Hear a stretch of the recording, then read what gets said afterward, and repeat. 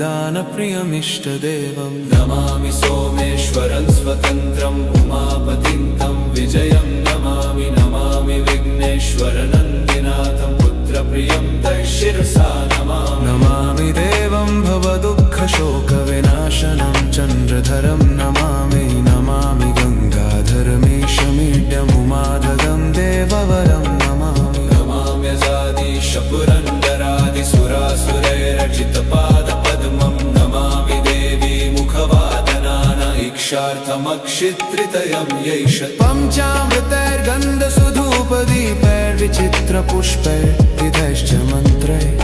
अन्नप्रकारैः सकलोप